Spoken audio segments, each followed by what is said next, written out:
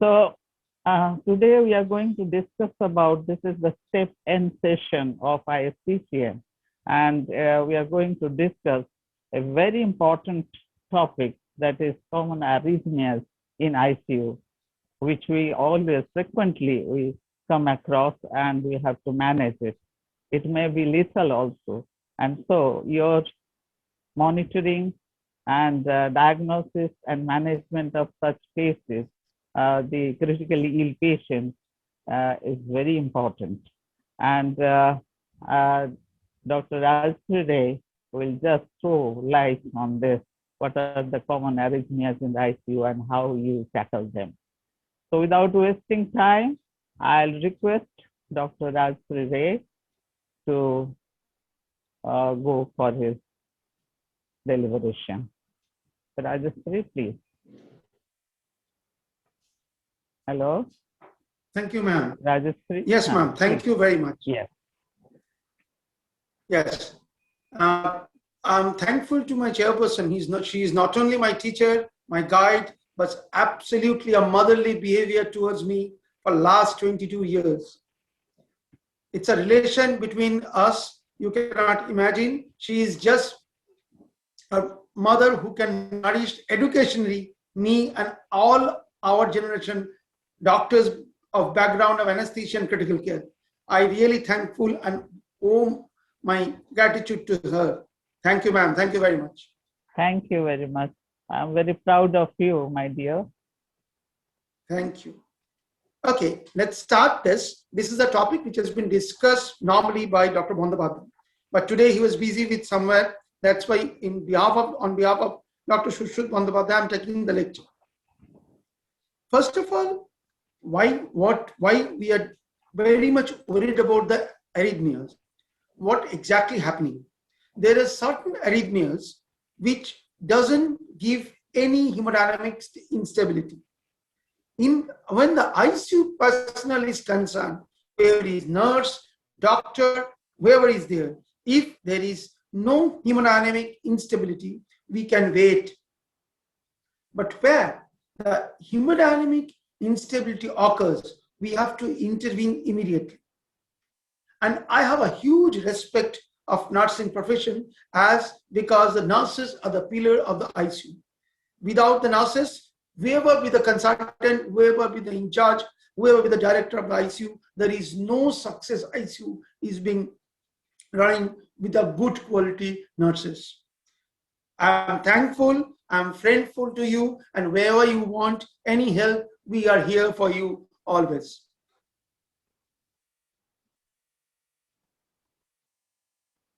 Hello. This is called sinus tachycardia. This is sinus tachycardia. No, this is a sinus rhythm. I'm sorry. This is sinus rhythm. But how do you diagnose this? There are 4 waves. First one is, this one is your P wave. This is a atrial component. When in simpler version, this is the atrial relaxation part. This part when the atrium is get relaxed. Now this part is called mainly the ventricular part when the ventricle contracts. This is the ventricular contraction part where there is, this is atrial contraction part and this is ventricular contraction part. Here also, it's submerged, there is atrial relaxation part. In P wave, you see the atrial contraction. In QRS complex, you see the ventricular contraction as well as atrial relaxation. And this is called T wave. This is called ventricular relaxation. In terminology, it is called atrial repolarization, ventricular repolarization, and this is ventricular depolarization. This full rhythm is called P, QRS, and T. It's a complete sinus rhythm. Here, there's a bit, because this one QRS complex and this is another QRS complex. If you count in between the RR interval, because this is a RQRS wave. This is the R interval if you want. If it is more than 120, it is called sinus tachycardia. This is sinus tachycardia because heartbeat is, if you feel the pulse peripherally, the heart is beating more than 120 beat per minute. And it's a completely sinus rhythm. Now you see, these are two rhythms. It's called premature atrial contraction because it is prematurely contract before the QRS complex.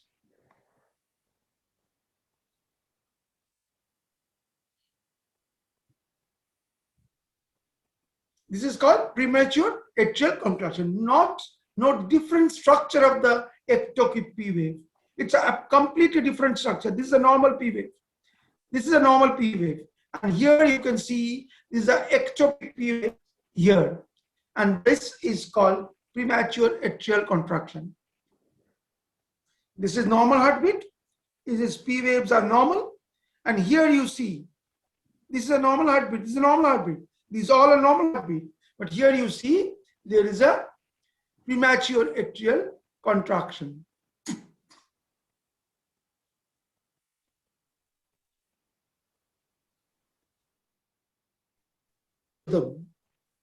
If you look at the ECG, which is very important, when you diagnose ECG with arrhythmia, better to diagnose in the V1 or in the lead 2.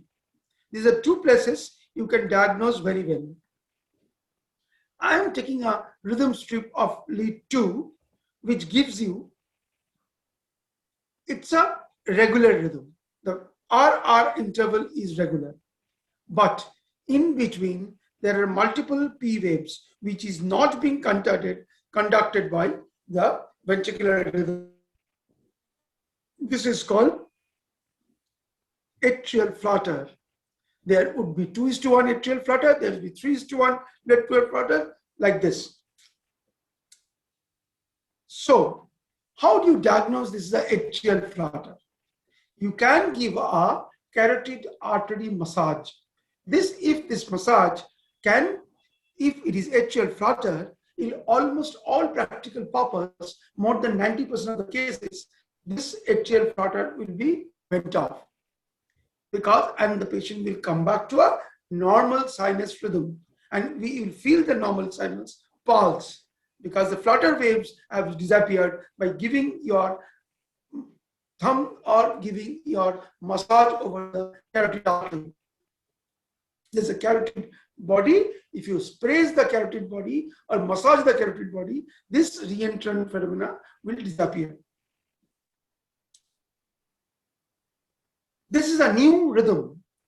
And I must say, all of you, whoever worked more than at least 6 months in ICU, you have come across this problem every time in your ICU. In what specialty your ICU are.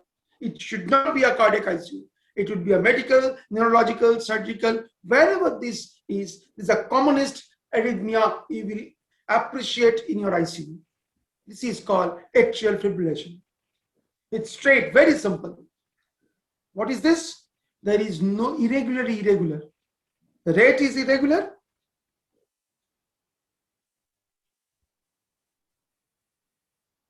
Endofibrillation waves may not be visible, usually narrow complex, but there are exceptions. This is also a atrial fibrillation because one to appreciate this is a irregular rhythm and there is no P wave. There would not be any P wave if you just justify or see any of the QRS complex. None of the QRS complex is basically followed by a P wave. It is absolutely rate dependent, usually occurs more than 150 per minute.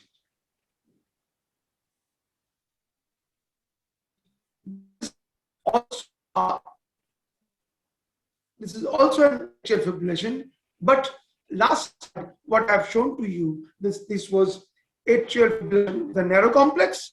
This is atrial fibrillation of wide complex. If you see the QRS duration, it is wider. It is not normal.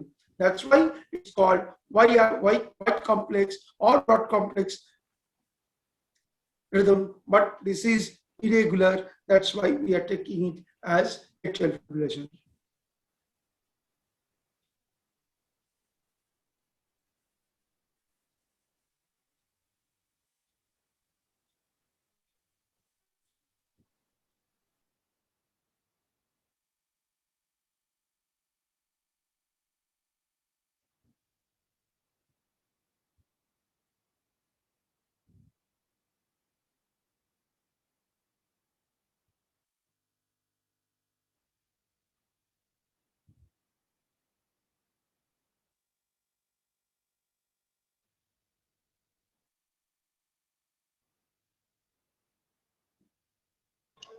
Sir, are you there?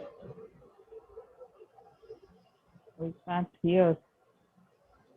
So you need to unmute, sir.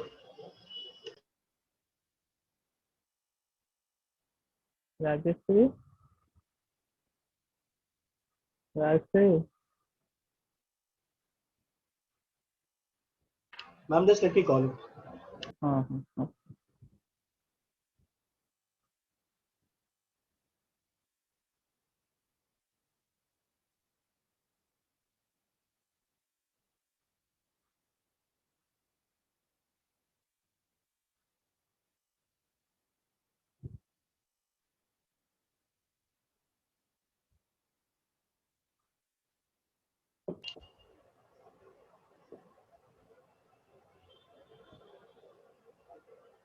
So please unmute your mic, sir.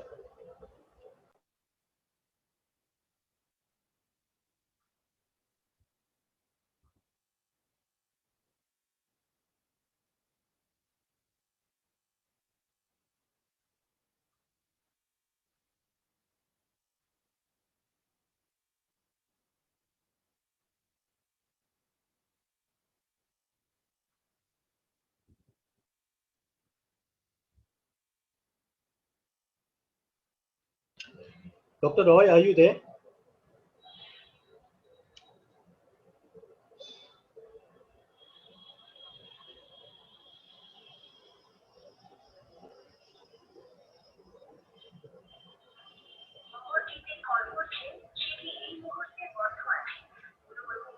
So can you please share? Can you please unmute your mic? So you need to unmute your mic, sir. Unmute. Yeah. Coming? Yeah, it's coming now, sir. Can you please share the Now, slide? now. Yes, it's clear, sir. Yes. Yes. Is it okay? Yes, sir. Can you? Is it okay? Yes, sir. Yes, sir. I can start. Yes, sir. Okay. Sorry, I'm extremely sorry. Sir, can you please make the slide presentation full screen? Full screen. Yep. Okay. Now. Ma'am, can you see the screen properly? Yes. All right. So you can continue. Is it okay? Yes, sir. Okay, thank you. This is called typical left branchial branch block pattern, where you see is a slurred S wave in the V lead one, and there is a typical concordance complex and P wave before each complex bundle branch. If there is every time there is a P wave, and this typical arrhythmia is called as left bundle branch block pattern.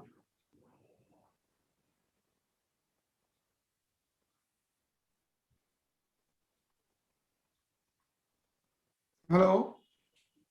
Yes, I can hear you. I cannot this. Okay. This is a typical, last slide was the left bundle branch block pattern, and this is a typical right bundle branch block pattern, because you will appreciate there is a M pattern in the V1, V2 leads. There is a typical M pattern with a widening of the QRS complex, and this is as known as is RBBB, right bundle branch block pattern. Now you see this slide. This is a slide, the most important slide. Normally, you get cardiac arrhythmias which has to be revertible immediately. This is called ventricular tachycardia. But the most important thing is that there is no concordance between these two leads. If you see, V1, V2, and V3 are in the same axis, where the V3 and V5 and V6 are in the opposite axis. That's why it is called no concordance, but this is called, because how you diagnose this ventricular tachycardia is a white complex and that is regular.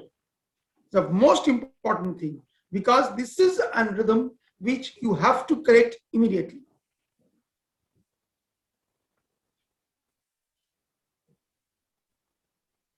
This is another form of ventricular tachycardia.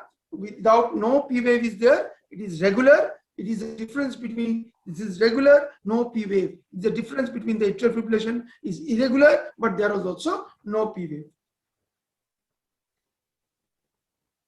This is called atrial fibrillation with aberrant conduction, because there are multiple axes. If you see the lead 2, lead 3 on the same axis, whereas the lead V2, V3, V1, V2 in the opposite axis.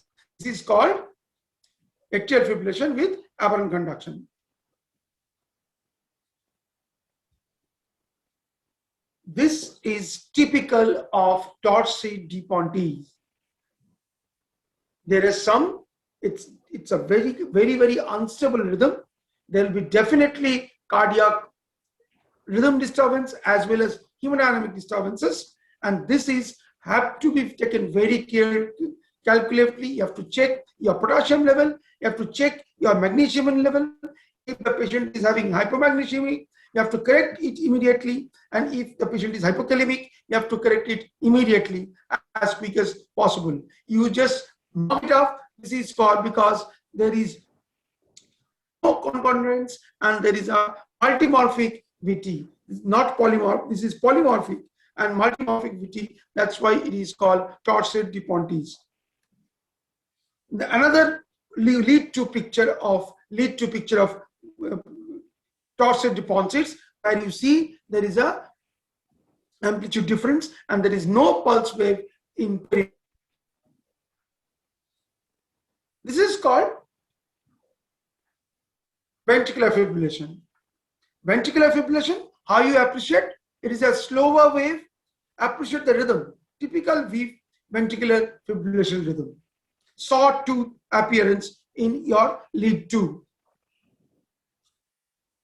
The next is very simple. This is called Mobitz type 1 and Mobitz type 2.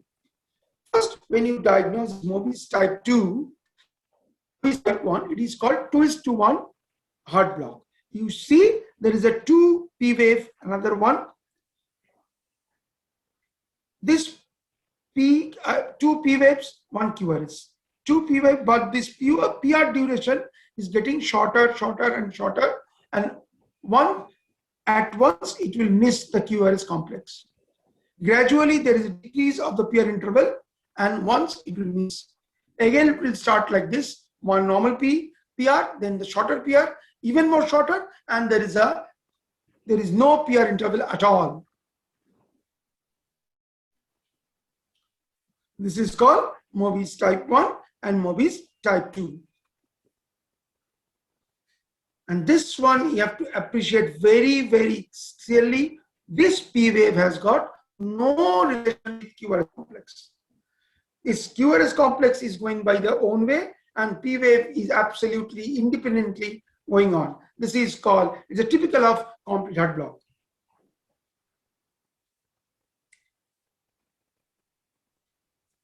This is the very important slide. This slide you have to please share with everybody. This is a slide you have to mark and have to keep in your brain for so long, because this is basically why I distinguish what are shockable rhythm and which are non-shockable rhythm.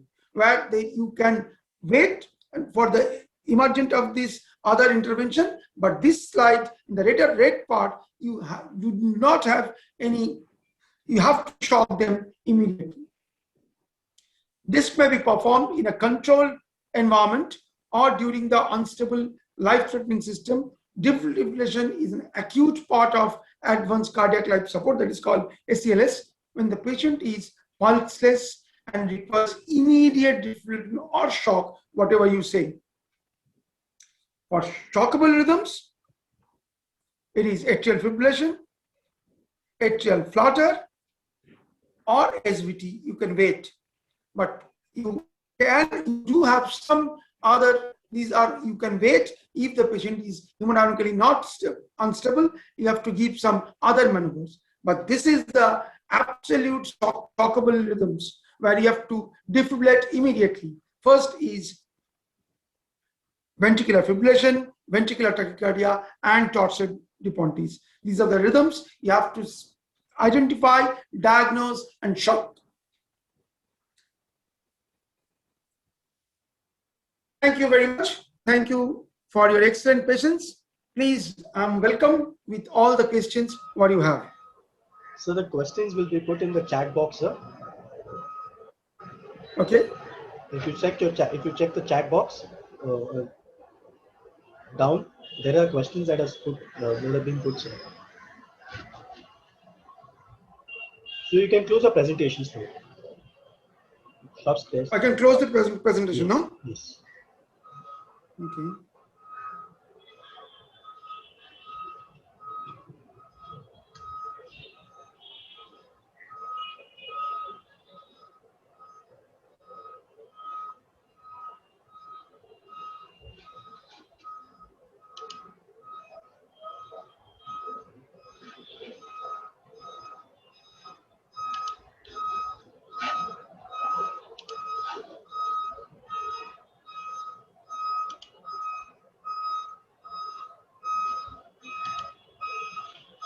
There is one question that what are the shockable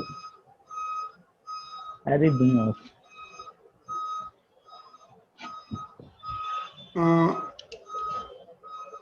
Which one? Where do you give shock? Yes. One question is there. Management of every dysarrhythmia are important to discuss with each of them. So I want to know about the first line management for VT and VF. This one, ma'am. Yes. For VT and VF, if ventricular fibrillation and ventricular tachycardia, both are shockable rhythm. You have to diagnose the rhythm and give shock. You give 200 joules of AC cardioverter the patient, and it should be, there is no, one thing is very important, whether you synchronize with the machine or you asynchronize with the machine. It should be an asynchronized shock. Okay, thank you. Any other question? I can't see the chat box. Oh, yes. There is one. What is third degree heart block? Sir, please say. Yes.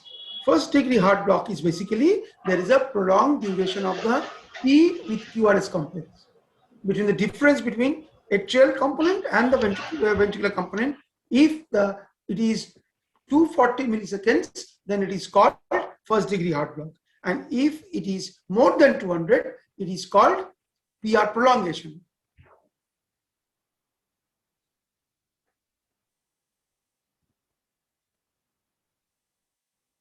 Any more questions? I can't say.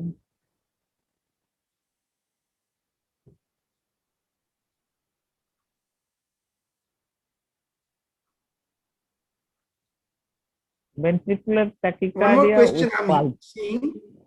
Yeah, ventricular tachycardia with pulse. Yes, that's a very good question. If there is ventricular tachycardia with pulse, you can wait and you can start antiarrhythmic drugs without giving a cardioversion, because those are the antiarrhythmic drugs and you have to identify why this ventricular tachycardia is going on.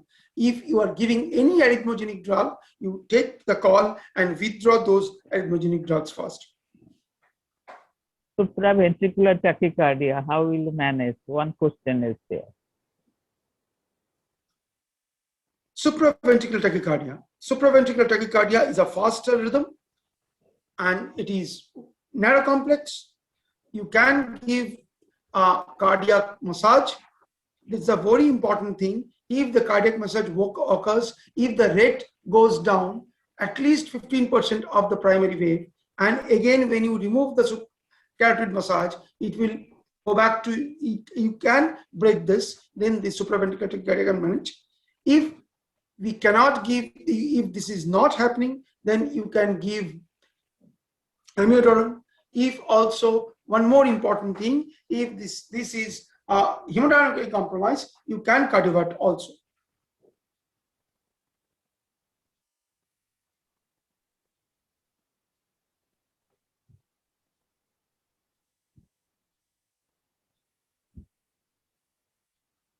Any questions?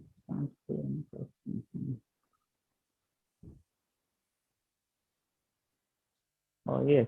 Can we give shock to unstable patients? Hemodynamically unstable, I think. Yes, always, always.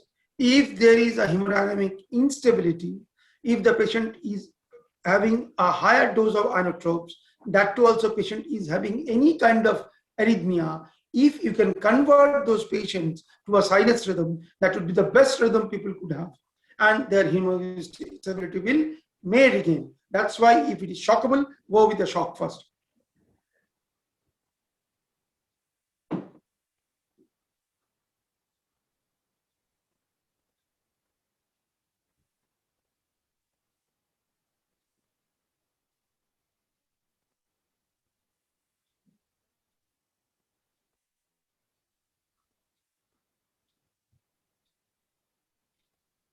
Any more questions?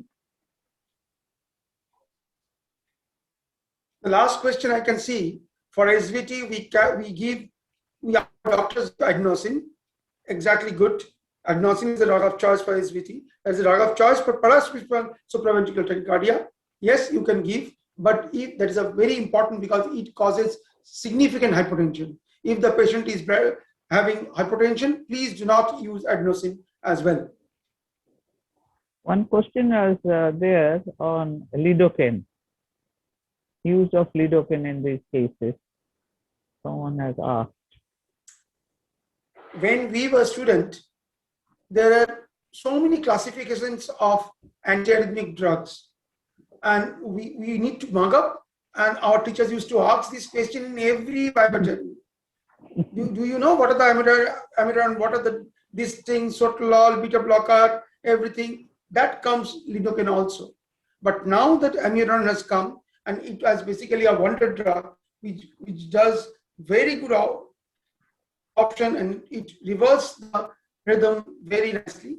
But yes, we do use lidocaine when the amiodarone doesn't work, and we give lidocaine in a patient with ventricular tachycardia, which reverts. But it doesn't work in supraventricular rhythms. It works only in ventricular rhythms. Rather, it is contraindicated in supraventricular rhythms. Management of non-pulsatile, I think, ventricular fibrillation. This is absolutely ACLS. Is it a non-pulsatile arrhythmia, go for shock. Shock, adrenaline, because it is absolutely the ACLS protocol. Now the patient is in cardiac arrest because you are not getting any central pulse. Go your basic with the ACLS, start ACLS with this patient.